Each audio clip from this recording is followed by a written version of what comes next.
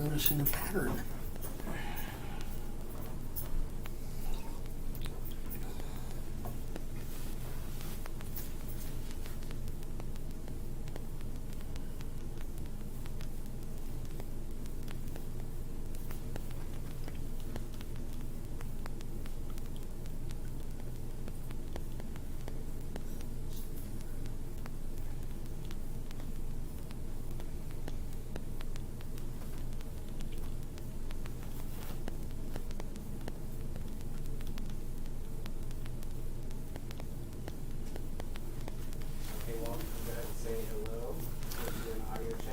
Okay, this is an audio check coming live from 130 Northwest Broadmoor in Topeka.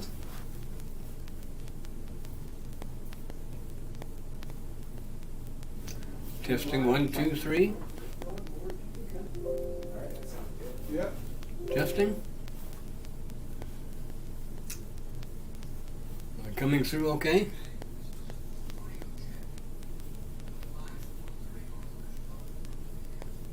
Yep, I just got it on the phone.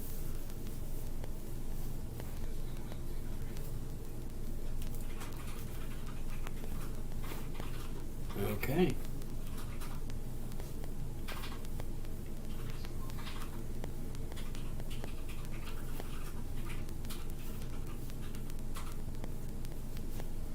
Looks like people are joining us. 3 minutes. Okay. Welcome, everybody. Kathy says good morning. Patricia says good morning.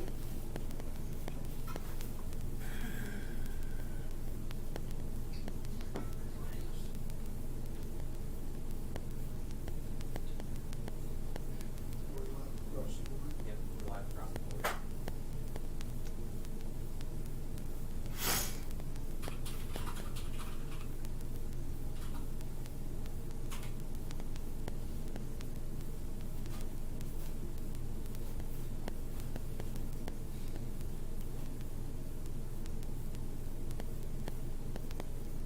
You're live across the board, Walt. You can go ahead and just talk and chat if you'd like.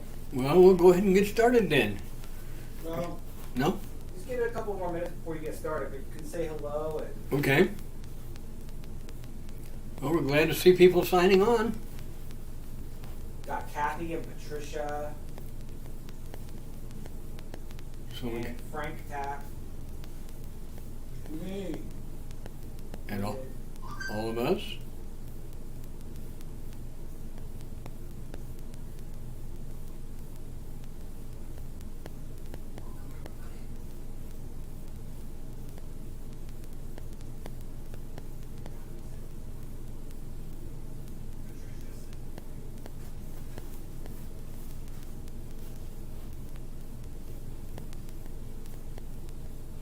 Chris Hamilton says hello. Wow. Heard from him for a while.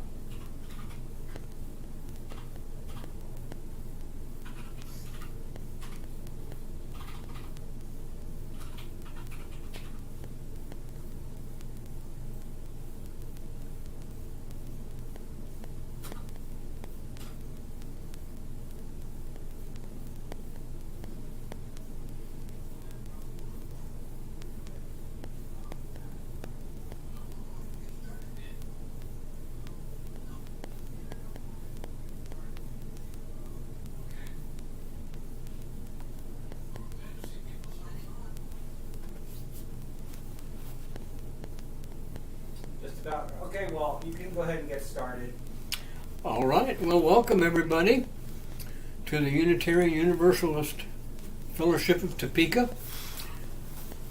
We appreciate the gift of your time this morning, and we hope this will be worth your while. Those of you who enjoy hearing Thornton Wilder's play Our Town, everybody has a favorite quote from that. My favorite line is, "Stars make mighty fine company." And this morning, Jake and Skylar Starr are hosting this from their home, and I appreciate their hospitality and the technical assistance also from David as well. So We'll start with some joys and concerns. As you may know, Leslie Brancaccio broke her hip earlier this week. She's been in Kansas rehab and is slated to go home today, so they will appreciate your warm thoughts and good wishes. I'm sure they will let us know when they're ready to take advantage of the meals program. Thanks to everybody who's participated by providing meals for Shannon Roy. Her sister is very grateful. I apologize for the typo on her address. She is not up to seeing visitors, but her mailing address is 1233 Boswell, and I'm sure she'd enjoy hearing from people. In terms of announcements, the UU Board will meet Monday evening to talk about ongoing use of the facility live versus online.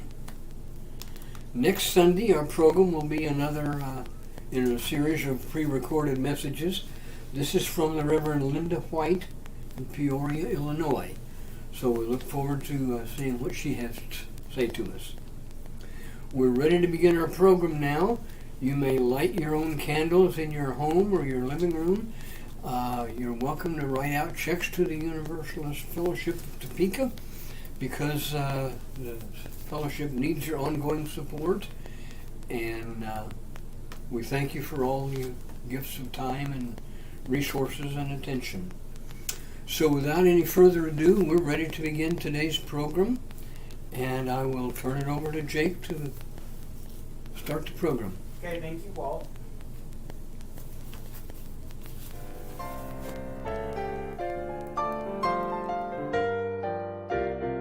Welcome to the Unitarian Universalist Midwest Prairie Summer Service Co-op for 2021.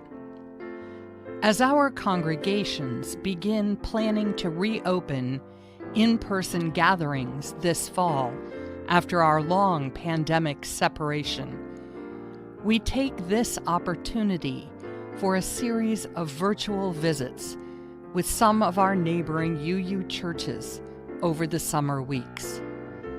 Each Sunday, you are invited to experience inspirational messages from a variety of our ministers, together with music and other elements that make our communities special. We hope that this morning's service will engage your thoughts and lift your spirits, giving you courage to make a difference in the world and helping to strengthen the connections that sustain us all.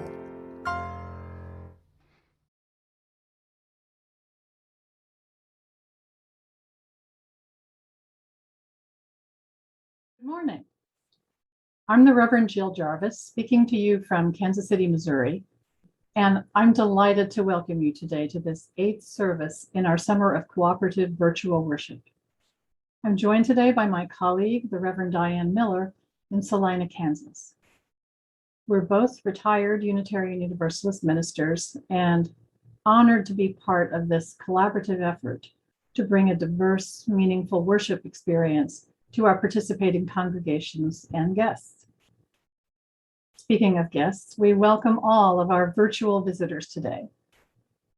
Whoever you are, whomever you love, whatever the faiths of your heritage, we hope here you might find comfort, connection, and maybe even a little challenge.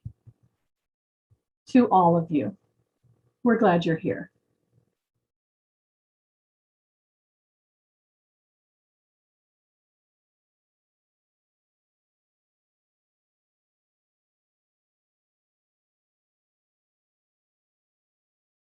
For each child that's born, a morning star rises and sings to the universe who we are. For each child that's born, a morning star rises and sings to the universe who we are. Oh, for each child that's born, a morning star rises and sings to the universe who we are. Oh, for each child that's born, a morning star rises and sings to the universe who we are.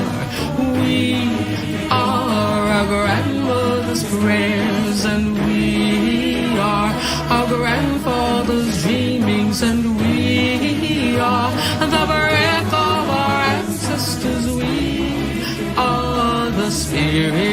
God, we are mothers of courage, fathers of time, daughters of dust, and the sons of great visions. We're sisters of mercy, brothers of love, lovers of life, and the builders of nations. We're seekers of truth, keepers of faith, makers of peace, and the wisdom of ages. We are our grandmother's prayers. We are our grandfather's dreamings, and we are the breath of our ancestors. We are the Spirit of God. We are mothers of courage, fathers of time, daughters of dust, and the sons of great visions. We're sisters of mercy, brothers of love, lovers of life, and the builders of nations. We're seekers of truth and keepers of faith. We are makers of peace and the wisdom of ages. We are our grandmother's prayers. We are our grandfather's dreamings, and we are the breath of our ancestors. We are the Spirit of God. We are our grandmother's prayers, and we are our grandfather's dreamings. We are the breath of our ancestors. We are the Spirit of God. For each child that's born, a morning star rises and sings to the universe who we are. For each child that's born, a morning star rises and sings to the universe who we are. We are one.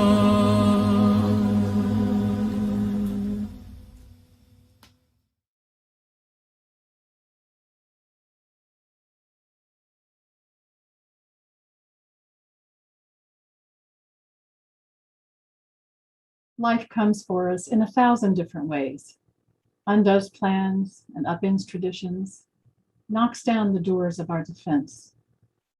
In a moment, every expectation releases like the in and out of breath. For this hour, we gather to surrender to the mystery, to release ourselves from the needing to know, the yearning to have it all already figured out, and also the burden of believing we either have all the control or none. Here in our songs and our stories, we make space for a new breath, a new healing, a new possibility to take root. That is courage forged in the fire of our coming together and felt in the spirit that comes alive in this act of faith. That we believe still a new world is possible, that we are creating it already, here and now. Come, let us worship together.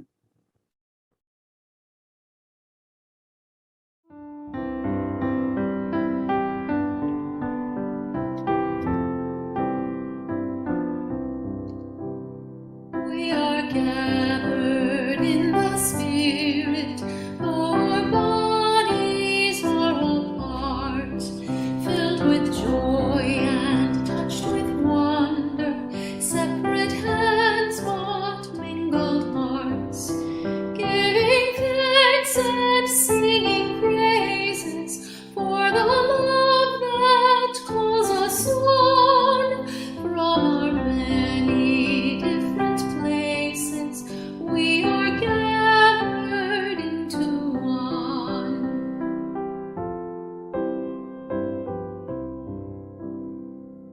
We are gathered in our sorrow. We are gathered in our fear, in our pain and in our worry, in our anger and our tears, as we tend to one another with our gifts and with our cares.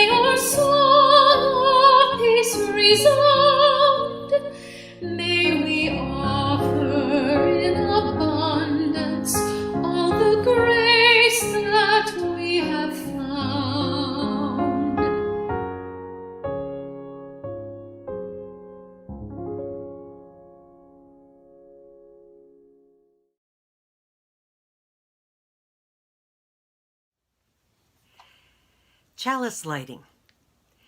If you have a personal chalice at home or a family chalice that you like to light for our Zoom services, I invite you to light it along with mine today.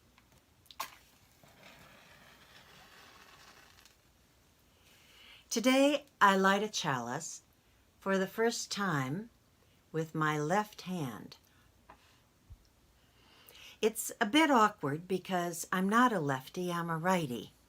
But like it or not, my right hand is in a sling and immobilized, so I'm using the one that's available, my left, also broken but available.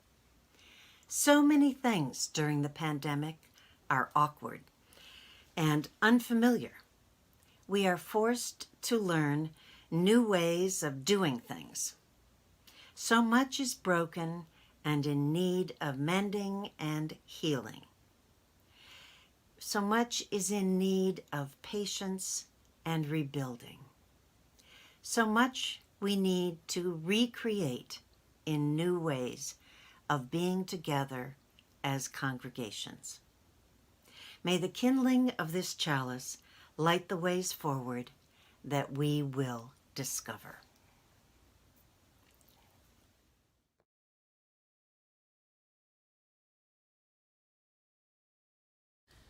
The Great Realization is a poem about a dad telling a bedtime story to his son. First, the dad describes the world that was before the COVID pandemic, a world that to most people seems normal. Then the virus arrives. Some people, maybe some of us, are living through the pandemic, just like the dad describes. For others, though, maybe for some of us, it's different and much harder. But then, well, let's listen to this tale of a future better world that someday could be real, especially if we work to build it together.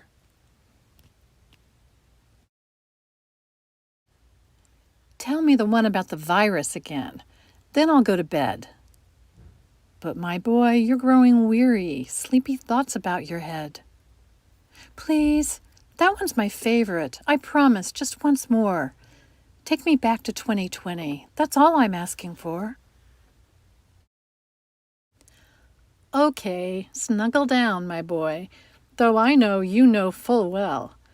The story starts before then, in a world I once would dwell. It was a world of waste and wonder, of poverty and plenty, back before we understood why hindsight's 2020.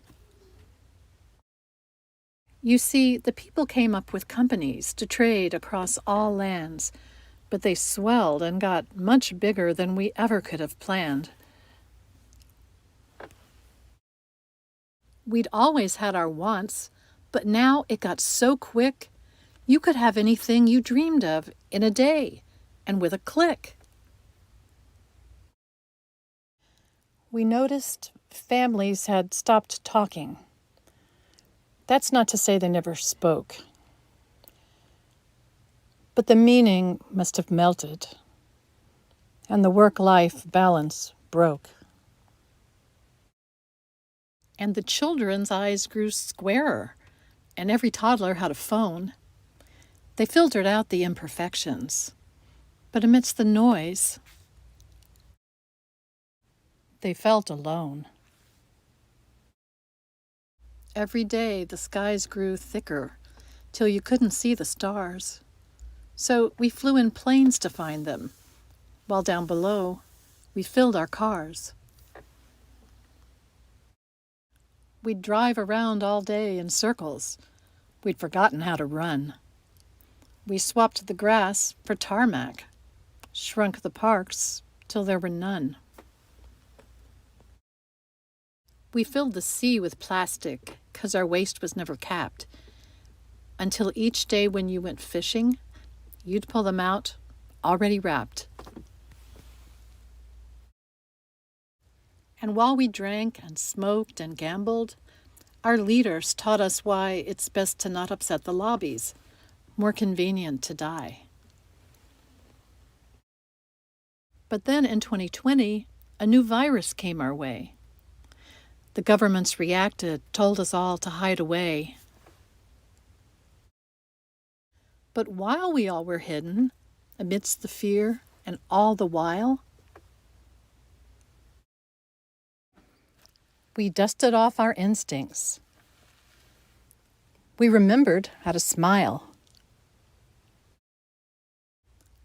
We started clapping to say thank you and calling up our moms. And while the car keys gathered dust, we'd look forward to our runs. And with the skies less full of voyagers, the earth began to breathe. And the beaches bore new wildlife that scuttled off into the seas. Some people started dancing, some were singing, some were baking. We'd grown so used to bad news, but there was good news in the making. Old habits became extinct, and they made way for the new.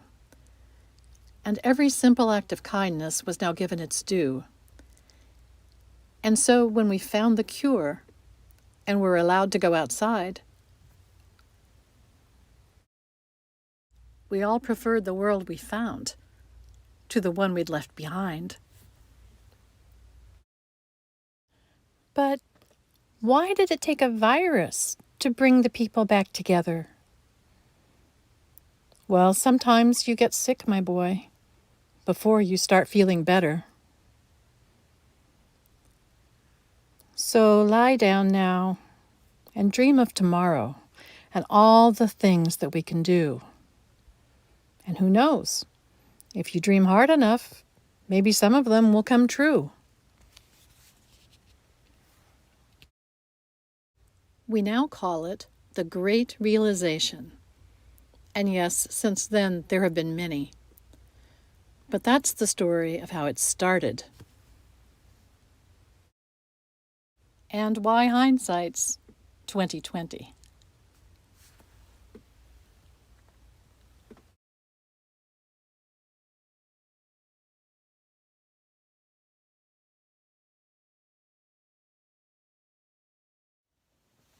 It's the offering time. Generosity is good. Generosity is a virtue. It is an essential element of a living faith.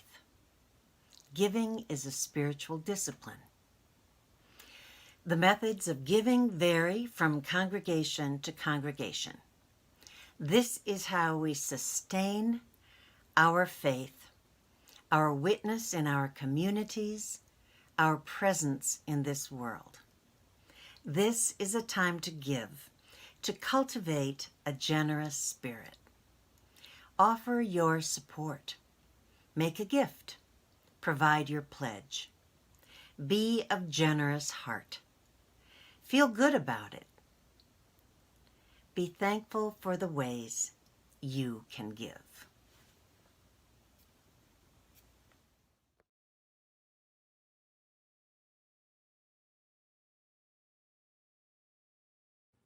We are building a new way. We are building a new way.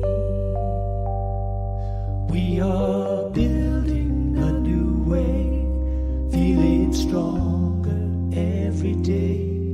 We are building a new way. We can feed on every need. Every need. We can feed on every need. Every need. We can feed on every need. Start with love, that is the seed.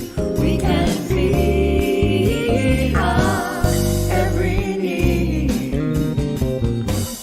Peace and freedom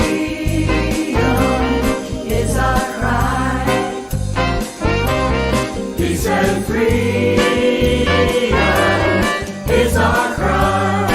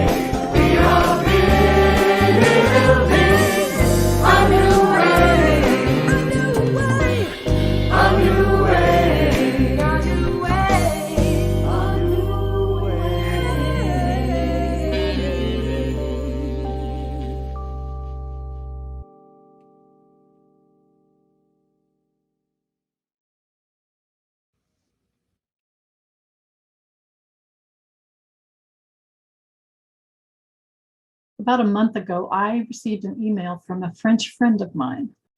She'd attached an article from the latest issue of the Popular magazine.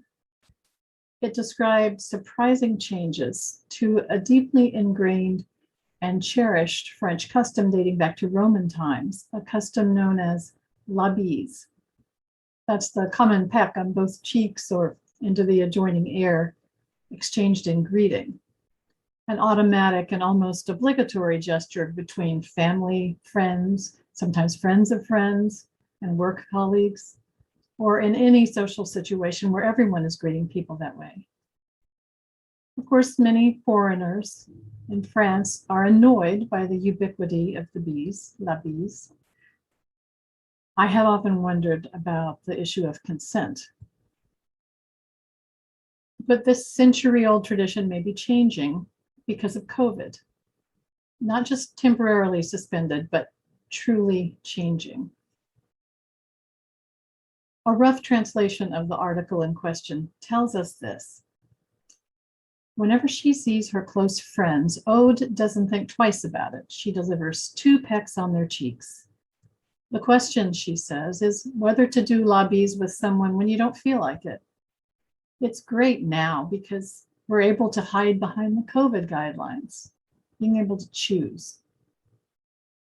Others, like Frank, see it as a means for people to reconnect with their friends and family after a long period of distancing. He says, once vaccinated, you're a little less careful about the safety measures. You give yourself permission, but now only with people close to you. Pauline works as a marketing director. Among her colleagues, they've adopted new habits.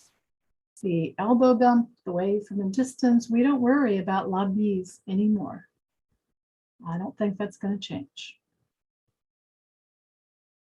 What strikes me most about this development is not only how easily people can adapt when they're forced to fundamentally change a thoroughly ingrained tradition, but also that at least some French people, notably younger people, were already uncomfortable with that tradition, but didn't imagine it could change, let alone that they themselves might start to change it. Maybe you can see an analogy to what our congregations have experienced in the last year and a half. Forced into new realities we never could have imagined in our wildest dreams. Finding the capabilities, individually and collaboratively, to accomplish things we frankly wouldn't have imagined because some of those new ways of being we wouldn't have even wanted. All virtual worship, annual meetings, General Assembly, Zoom choirs, drive-by flower communion. And here we are. I would like to say, I was planning to say, here we are getting ready to emerge into a new normal, looking forward to the comfort and familiarity of returning to ways of doing church that we've longed for. And what will that look like? But I can't say that, as it turns out. In fact, most of us right now don't really know what we can say about, in the words of our overarching theme chosen last May, opening up. I don't know about you, but I'm feeling like Charlie Brown in the Peanuts cartoon, with normalcy being the football and the universe being Lucy, having finally convinced me yet again to believe that the end of the pandemic is in sight. Then as I move forward to embrace that reality, snatching it away at the last minute.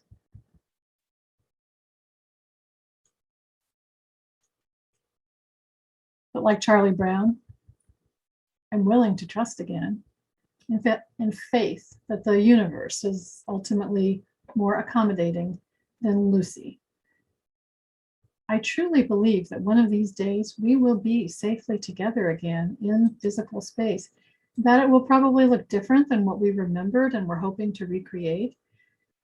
But I don't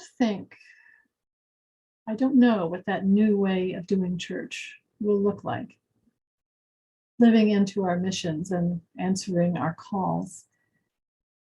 None of us knows that. I suspect that when we finally do get to the point where it feels safe to physically gather in community, whether next month or next year, we're going to viscerally rejoice in being able to look into each other's actual eyes, not an image on a screen. Someday being able to join our voices in song and move our bodies as we're able in creating meaningful rituals, just settling into the comfort and security of beloved religious home. That is as it should be. We're called as Unitarian Universalists to provide comfort in times of grief, loss, chaos. Church is also a place, physical, virtual, or otherwise, that offers the possibility of transformation for ourselves, for our congregations, for the larger community, and for the world. But let's name the fact that sometimes it feels very hard to attend to both those purposes of beloved community, because they sometimes feel almost mutually exclusive. Transformation requires something hard of us, to be open to vulnerability, struggle, loss of the familiar and cherished. All things we've had more than enough of by now, thank you very much. All things that lead us to crave comfort and security. Yet in the midst of chaos, we have the opportunity to move beyond our comfort zones and venture forth into the unknown, and without a metaphorical map. We mostly like maps. We like to know where we're going and how to get there, what we might encounter or should avoid along the way. The late Anthony de Mello, renowned Indian spiritual teacher and psychotherapist, offers this story about maps in his book, The Song of the Bird. The explorer returned to his people, who were eager to know about the Amazon. But how could he ever put into words the feelings that flooded his heart when he saw exotic flowers and heard the night sounds of the forests, when he sensed the danger of wild beasts or paddled his canoe over treacherous rapids? He said, "Go and find out for yourselves." To guide them, he drew a map of the river. They pounced upon the map. They framed it in their town hall. They made copies of it for themselves. And all who had a copy considered themselves experts on the river. For did they not know its every bend and turn, how broad it was and how deep, where the rapids were and where the falls? It is said that Buddha obdurately refused to be drawn into talking about God. He was probably familiar with the dangers of drawing maps for armchair explorers. Nigerian author and international lecturer Bayo Okafalafe wrote a book called These Wilds Beyond Our Fences, Letters to My Daughter on Humanity's Search for Home. In the words of the publisher, it's a journey of discovery as he maps the contours of the spaces between himself and his 3-year-old daughter, Alethea. In it, he's led to consider the strangeness of his own soul, contemplate the myths and rituals of modernity, ask questions about food and justice, ponder what it means to be human, and wonder what our collective yearnings for a better world tell us about ourselves. Our reading today is an excerpt from the foreword written by his friend and colleague, Charles Eisenstein.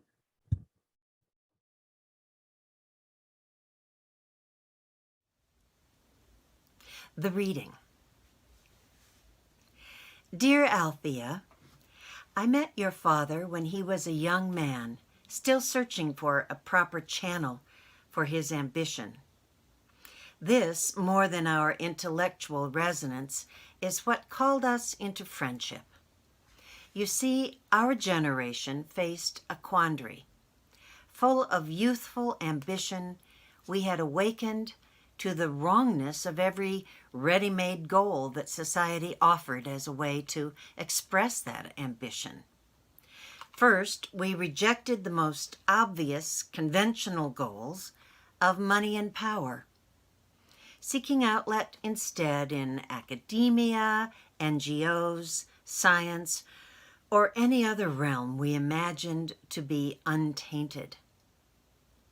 But as our understanding grew, we realized that every institution was part of the same world-dominating, world-destroying complex.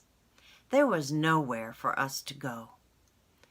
With nowhere to go, perhaps we could find our own way. Perhaps we could channel our ambition into revolution or into, quote, building the alternatives, unquote. Yet when we tried that, we discovered the same familiar ways of thinking, scaffolding our dissident organizations and our alternative programs. It wasn't just that society offered us the wrong map. It was the whole formula for making and following a map that was wrong. The very recipe for change-making was part of what needed to change. Smart guys in a room coming up with a brilliant idea, a plan, a blueprint, and then convincing the public and especially the elites to enact a change. What does ambition do when it lacks a destination, an aspiration? It turns toward adventure, a foray into the unknown. It would be inaccurate to say that an adventure has no purpose or a wandering no outcome. It's just that the purpose is never, in the end, what we thought it was. On the contrary, it is something that was unknowable, residing as it did in the wilds beyond our fences. There are no beginnings that appear unperturbed, pristine, without hauntings. And there are no endings that are devoid of traces of the new, spontaneous departures from disclosure and simmering events that are yet to happen. The middle isn't the space between things. It is the world in its ongoing practices of worlding itself. We are always in the middle. A will stronger than our own sends us on these journeys.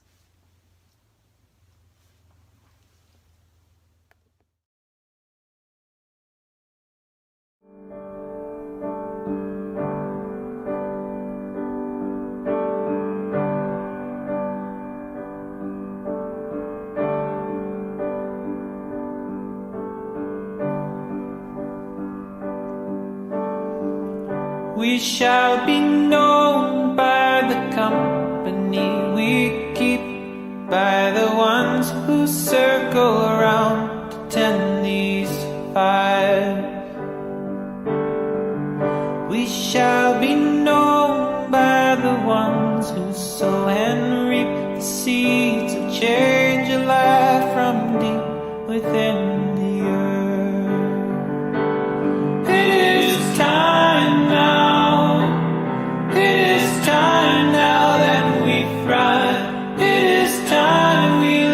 Ourselves into the well. It is time now, and what a time to be alive. In this great turning we shall learn to lead in love. In this great turning we shall learn to lead in love. We shall be known by the company we keep, by the ones who circle around to tend these fires.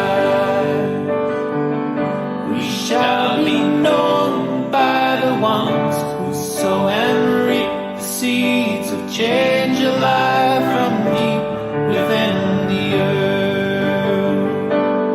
It is time now. It is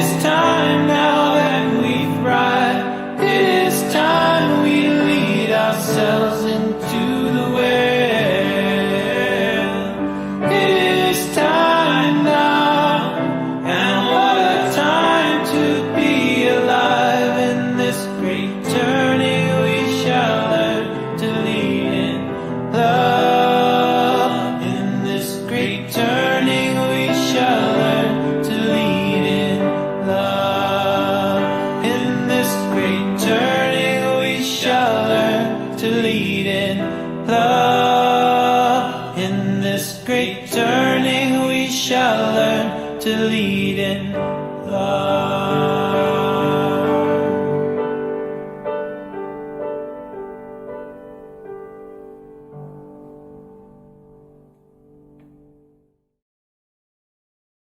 This is the time of a great turning, this unexpected, unsolicited, unwanted opportunity for profound change. Let's celebrate the reality that for the past year and a half, we Unitarian Universalists have been energetically and successfully letting go of some norms that we thought were required and irreplaceable, and pulling off the unimaginable without anything resembling a map, just learning from each other, using trial and error, encountering our limitations, overcoming them or working around them or accepting them. During what could have been a time of retrenchment and distraction, we've continued to answer the call to widen our circle of concern. 2 months ago at UUA General Assembly, we voted overwhelmingly, 91% in favor, to include a very clear statement in our bylaws affirming that accountable, systemic, anti-racist and anti-oppressive actions to build beloved community are part of what it means to be a Unitarian Universalist. And that's a very clear commitment to continuing this urgently important but very difficult work. We encounter resistance in the larger American culture. We encounter resistance within our congregations. We encounter resistance even within ourselves.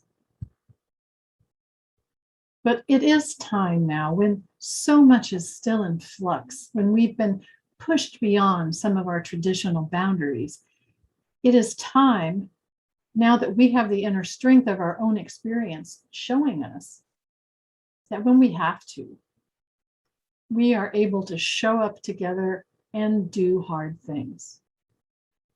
That map or no map, we won't turn back.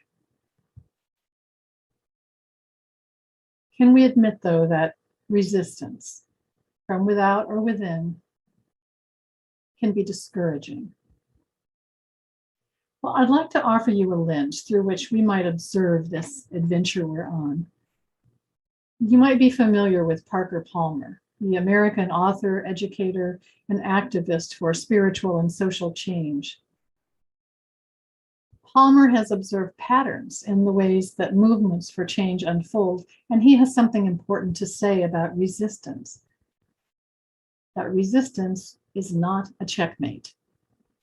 In fact, Parker says resistance is the place where things begin.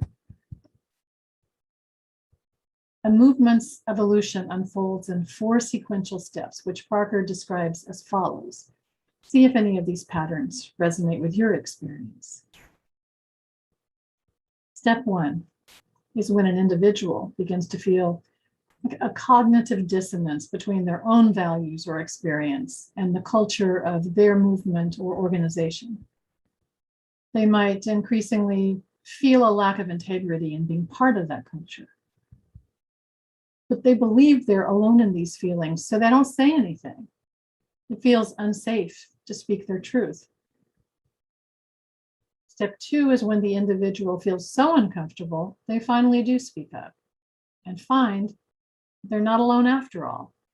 Indeed, there have been others all along who share the discomfort with the supposedly cherished status quo. It's a little like the French and La Bise. Once some of these emerging dissidents discover each other, they begin to share mutual support and encouragement. Eventually, they move on to step 3. Empowered by this new awareness of a supportive dissident community within the larger one, the newly minted activists go public with their convictions. They share their concerns within the wider communal discourse where they can be heard and responded to, where they can educate, be questioned and challenged, where they can raise awareness, where they can have influence. And so the evolving movement arrives at the fourth step. Alternative rewards emerge to sustain the new vision. The activists start to feel empowered by that vision as it becomes established.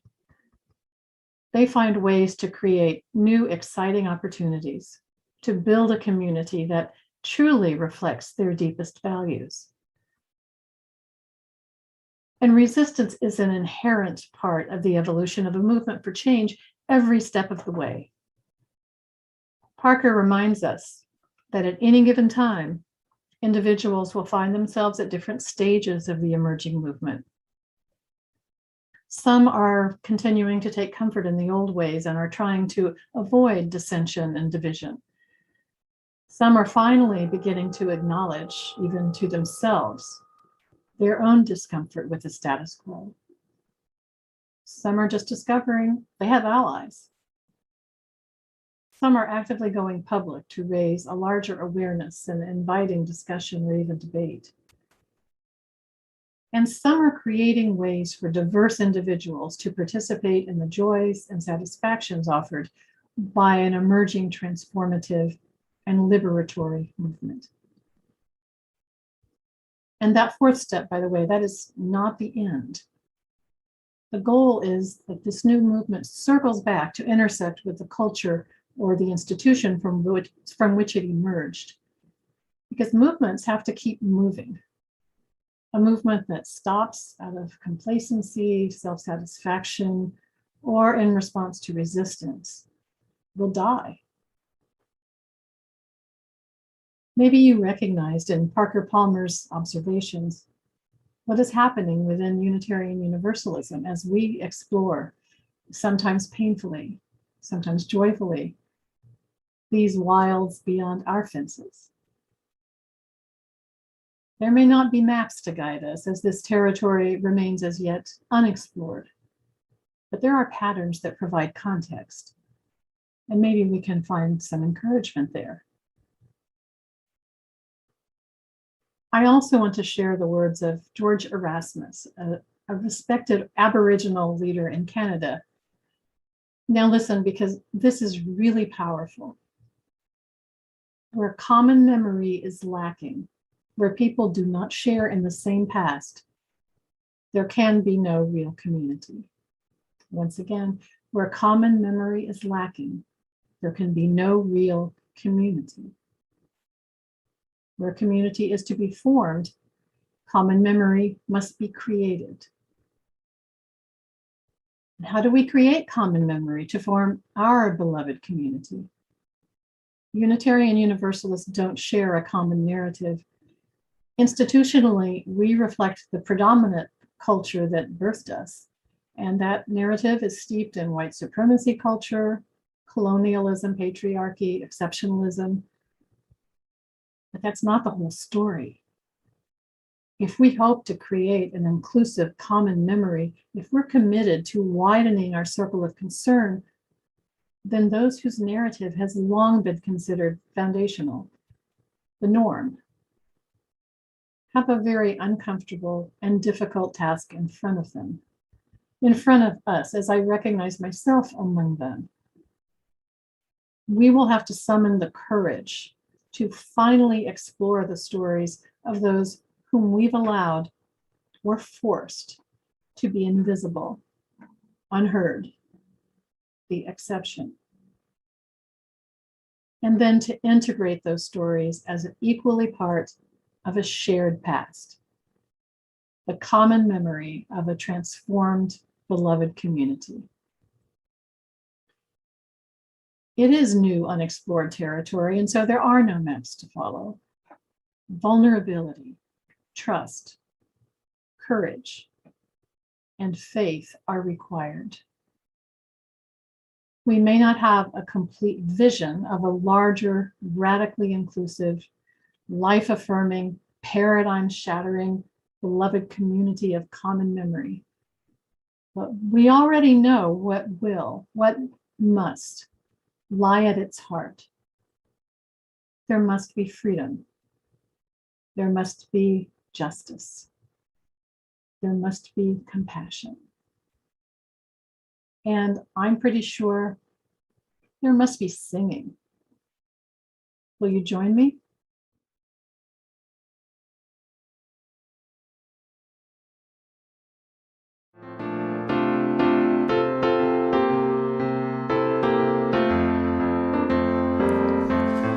Come and go with me to that land. Come and go with me to that land. Come and go with me to that land where I'm bound, where I'm bound. Come and go with me to that land. Come and go with me to that land. Come and go with me to that land where I'm bound. There'll be freedom in that land. There'll be freedom in that land. There'll be freedom in that land where I'm bound, where I'm bound. There'll be freedom in that land. There'll be freedom in that land. There'll be freedom in that land where I'm bound. There'll be justice in that land.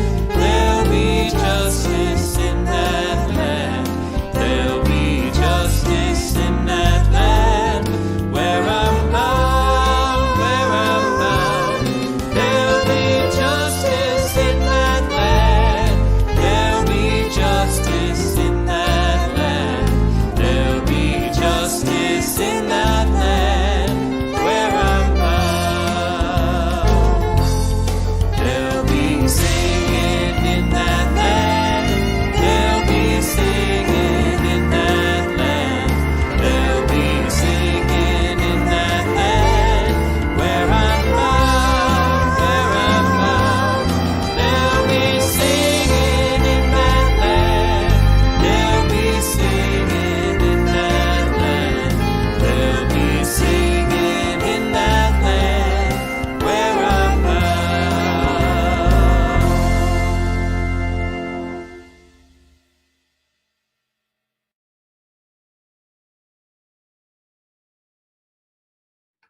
Knowing how quickly the flame of truth may be extinguished, how easily the chalice of kinship broken, let us be vigilant in faith, keep peace in our hearts, and make care for one another the watchword of our lives together. So our light goes out everywhere into the world. May peace be with you.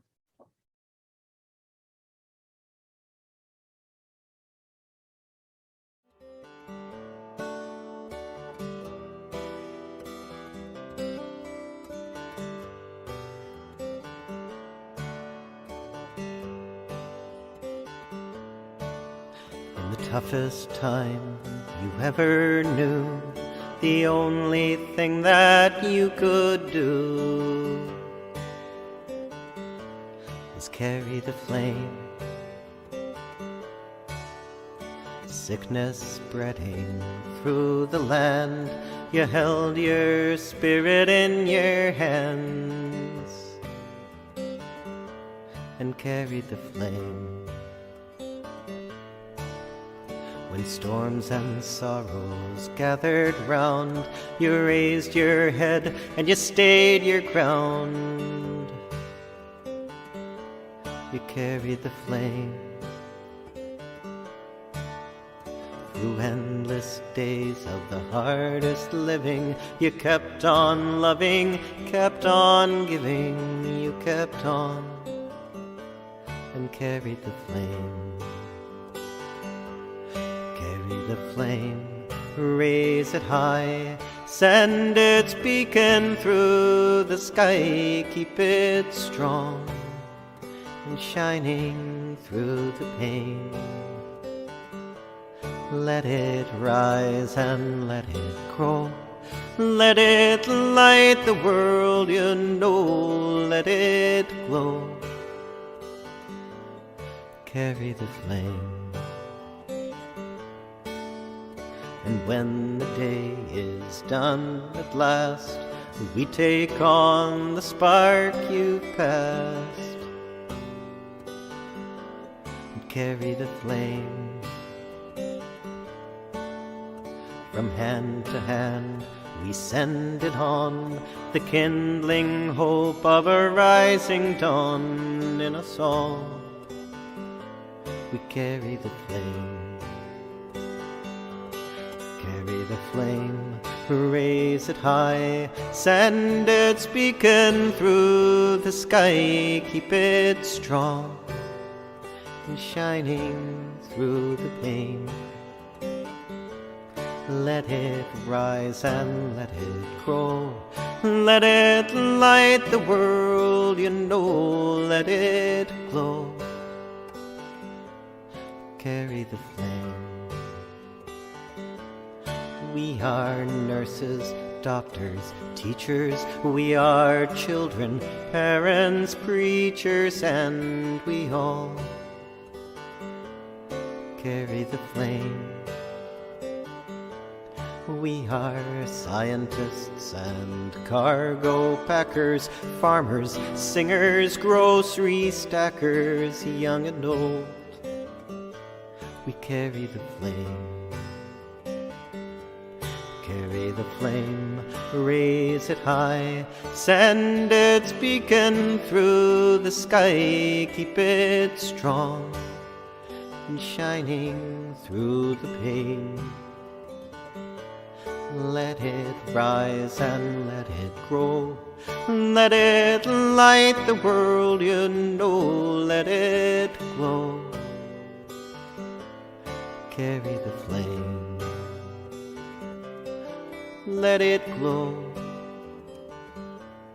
Carry the flame.